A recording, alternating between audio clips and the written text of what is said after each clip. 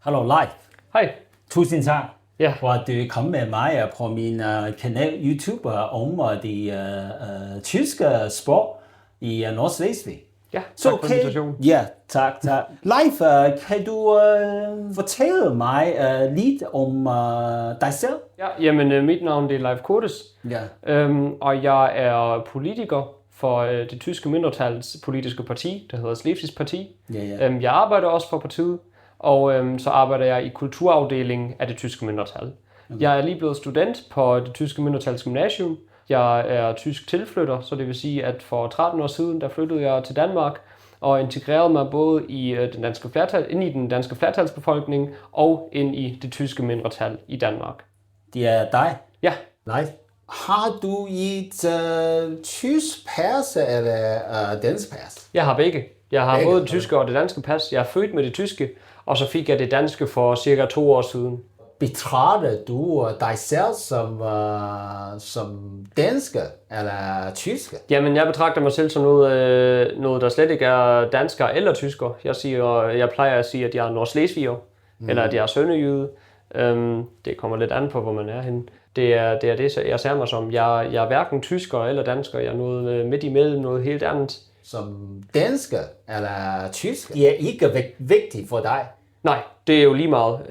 Jeg er europæer sådan set, og hvilket sprog jeg taler og hvilken kultur jeg tilhører, det er jo op til mig selv. Og jeg blander jo lidt mellem sprogene og mellem kulturerne, og jeg er nord og syd for grænsen nogle gange, så jeg kan slet ikke helt sige præcis, hvad jeg er. Så betragter du dig selv som det tyske mindretal i Danmark? Det gør jeg. Ja. Okay.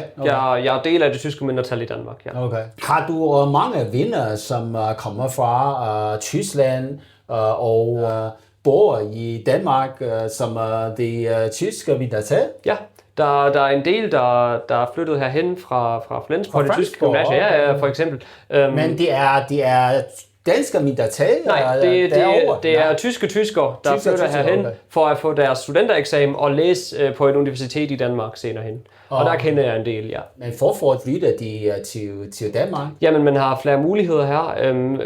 Uddannelsesinstitutioner, de er bedre. Man får SU, altså den der... danske institutioner her? Ja, altså universiteter, de betragtes som at være bedre, eller de er i hvert fald anderledes, og er der nogen, der opsøger dem specifikt. Men det er også på grund af politiske ro, man har i Danmark, og på grund af det med, at man får den her SU, den her understøttelse, når man læser på et universitet. På hvilke måde de danske skolesystemer er bedre de tyske? Ja, man er meget tættere på eleverne. Man er meget tættere med dem. Det er lidt mere afslappet, og det er og der er for eksempel flere lærere per elev, og mindre klasser og mindre skoler, og det er noget, som vi synes er vigtigt, og som noget, der forbedrer både trivelsen og læringen. Lytter til tysk radio og tysk musik ofte? Jeg skriver faktisk selv sange på tysk. Okay. Men for det meste lytter jeg til sange på engelsk, fordi det er jo mere internationalt og større. Men jeg er selv i et band, og vi skriver sange på tysk. Læser du ofte tyske bøger? Jeg læser slet ikke bøger, det har jeg ikke tid til lige nu. Men hvis jeg gør, eller når jeg gør, så læser jeg både tyske og danske bøger. Der er faktisk nogle bøger, der har oversættelser i dem, så man kan læse dem på begge sprog. Det anslås, at der er omkring 20.000 tyske mindretal i Nordslesvig. Nå, det er egentlig 15.000. Så efter de tal, som jeg har hørt, 10-15.000 plejer man at sige. Men der er officielle statistikker. Jeg kan forklare, hvorfor de her tal er så langt fra hinanden. Det er fordi, vi har ikke nogen lister, vi har ikke nogen tilmeldelsesproces, og vi har heller ikke nogen regler for, hvordan man er medlem af det tyske mindretal.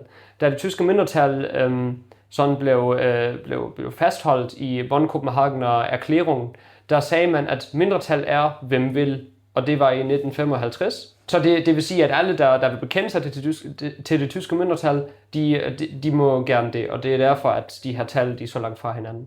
Okay. Så vi har ingen officielle lister eller tilmeldelser. Ja. Synes du, at det er vigtigt for at holde styr på antallet af de tyske mindretal i Nordslesvig? Jeg synes, det er sådan set lige meget. Vi har de tyske mindretals skoler, og vi har BDN, den tyske paraplyinstitution, og der har vi nogen, der går på de her institutioner. Og dem kan vi jo selvfølgelig tælle, men jeg er sådan set ligeglad med, hvor mange andre, der er medlem af det tyske mindretal. Bare at vi opretholder kulturen, at vi opretholder sproget, og så er jeg sådan set ligeglad med tallene på papir. Taler enhver tyske mindretal i Nordslesvig tyske? Altså jo, vi taler tysk og dansk, og nogle af os taler sønderjysk. Men er tyske mindretal i Nordslesvig taler tysk? Ja, de taler både tysk og dansk, alle sammen. Yes.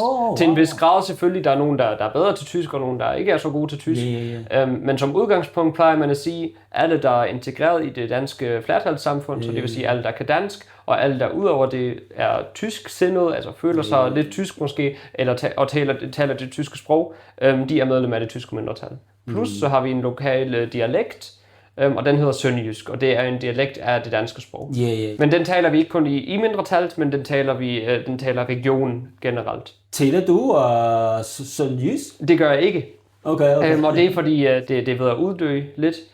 Tilbage i tiden, for 30 år siden, der var det næsten det eneste, man snakkede hernede. Man talte slet ikke rigsdansk, men det gør man så nu. Så dengang, der lærte man sønderjysk i børnehaven ude på gaden fra forældrene og hvad som helst, men det gør man ikke længere. Plus som tilflytter, så lærer man ikke sønderjysk. Jeg kan sagtens forstå det, jeg kan sagtens efterligne det, men så er det så er det ikke, det kan man ikke. Man kan ikke lære sønderjysk. Man skal være født og opvokset med det. Nej, går alle tyske mindretals børn og unge i tyske skoler i Nordslesvig? Det plejer de at gøre. Det er, som udgangspunkt siger man, at alle, der tilhører det tyske mindretal, de går også på de tyske institutioner, og de deltager måske også i de tyske idrætsinstitutioner og går til tysk gudstjeneste til jul, men det behøver man ikke. Man kan sagtens være del af det tyske mindretal og have sine børn på en dansk skole. Man må gerne være involveret i mindretal på en eller anden måde. Og en måde kunne være at sende børnene på en af de tyske institutioner, men ellers så kan man sagtens i sin fritid besøge de tyske biblioteker, eller besøge de tyske idrætsforeninger, eller sådan noget, så man behøver ikke at have børnene på en tysk skole, men det er som regel gør man det. I hvert fald på gymnasieniveau er der mange, der går fra det tyske system, fordi vi har 13 folkeskoler, så vidt jeg ved, men vi har kun et gymnasium, og det ligger her i Aabenraa.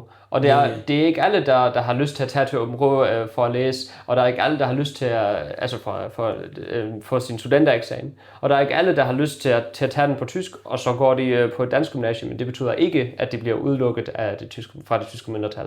Som du sagde til mig, at der er en gymnasium. Ja, et gymnasium. Ja, her i Aabenraa. Så synes du, at der er nok gymnasier i Nordslesvig, tyske gymnasier? Ja, altså sådan set er det nok med det ene. Vi har ikke de store elevtal. Vi har cirka 200 elever på hele gymnasiet, så det er ikke, at vi er proppefyldt. Men selvfølgelig vil det være godt, hvis vi også havde det i for eksempel Sønderborg, Tønder og Haderslev.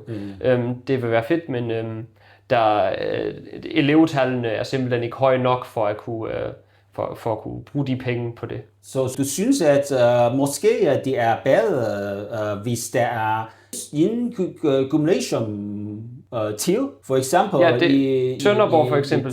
Sønderborg. Det kunne være godt, men eller Tønder. Eller Haderslev. Men jeg ved ikke, om der vil være nok elever på de her gymnasier. Ja, fordi jeg ved, at hvis man bor i Tønder, det er lang vej fra her til Tønder. Ja, det er rigtigt. Vi har en skolebus, der kører, men den tager selvfølgelig også en 40 minutters tid.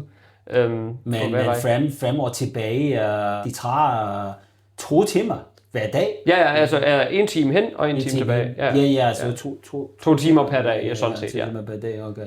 Der er nok tilskud fra de danske stat og fra de tyske stat for at oprette flere gymnasier i Nej, det er der ikke. Nordslesvig, nej? Det har vi ikke penge til. Vi har en skoleforening, der hedder DSSV, og de skal allerede spare over det hele, og de er ved at lukke nogle skoler og daginstitutioner faktisk, fordi de har ikke penge nok til dem. Pengene er der ikke rigtigt. Men hvis vi havde elevtallene, så ville vi sikkert kunne finde dem. Men vi har simpelthen ikke behovet, eller der er ingen argumenter desværre, for hvis vi er 200 elever, hvis vi fordeler dem på 4 gymnasier, så er det 50 elever per gymnasie, det er alt for lille.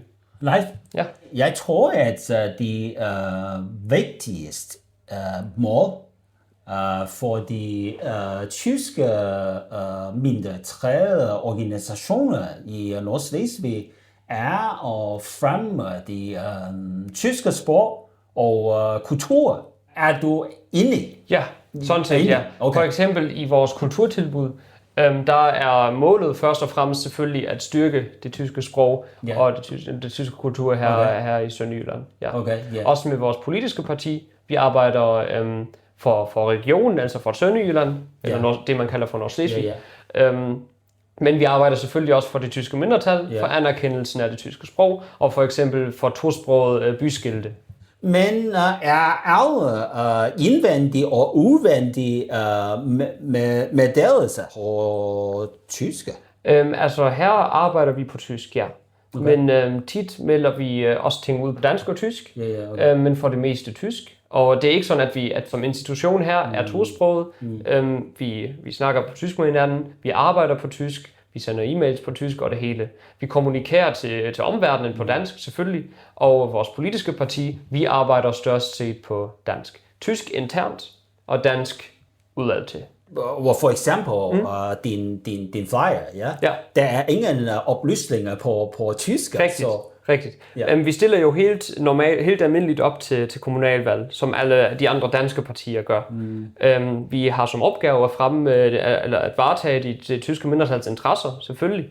Men vi gør det på dansk, fordi politik i Danmark foregår på dansk. Plus, vi snakkede jo før om, at definitionen af det tyske mindretal, eller medlemmer af det tyske mindretal, det er, at de taler både tysk og dansk. Okay. Så det vil sige, at alle i det tyske mindretal, som vi anerkender som at være del af det tyske mindretal, de er enten i gang med at lære dansk, eller de kan dansk. Så de kan alle sammen forstå det her, selvom de er del af det tyske mindretal. De fleste af de svenske partier taler tysk eller dansk? Jamen, vi taler jo alle sammen tysk til hinanden, sådan set. Vi har nogle få kandidater, der ikke kan tysk, men som regel taler vi tysk med hinanden, men udad til taler vi kun dansk. Okay. Fordi det er jo det sprog, som politik foregår i, og vi vil ikke kun tale til det tyske mindretal. Vi vil selvfølgelig også gerne have, at andre fra flertalsbefolkningen stemmer på os. Også fordi vi ikke kun varetager det tyske mindretals interesser, men også landsdelens interesser. Og i landsdelen bor der jo flere danskere end tyskere, ellers vil det ikke være et tysk mindretal. De fleste af mennesker, som stemmer for Slesvig Parti, taler tysk eller dansk? Det er et godt spørgsmål faktisk, det ved jeg ikke. De stemmerne, de er jo selvfølgelig anonyme. Okay. Så dem kan vi ikke, altså vi ved det ikke. Vi ved, at mange fra det tyske mindretal, de stemmer på os, men vi ved også, at en del fra flertalsbefolkningen stemmer på os. Okay. Det kan vi se ved, at hvis man kigger på, at hvor mange medlemmer vi har af det tyske mindretal i en landsdel, og hvor mange stemmer på os, og man sammenligner stemmetallene, så kan man se, at der i hvert fald også er en god del af flertalsbefolkningen, der måske slet ikke kan tysk, der stemmer på os. Fordi vi har nogle politiske mærkesager, der er særlige for landsdelen, og vi prøver også at appellere til flertalsbefolkningen. Men er der en undersøgelse for at finde ud af, hvor stor en procentdel af dem, som stemmer for det Slesvig Parti, at taler tysk eller dansk? Jeg kender ikke nogen undersøgelser omkring det. Nej, det gør jeg ikke. For det er... Det ikke er stor interesse for os. Hvorfor er I ikke interesseret fordi vi holder af vores politik. Det er jo det vigtigste, det er jo essensen.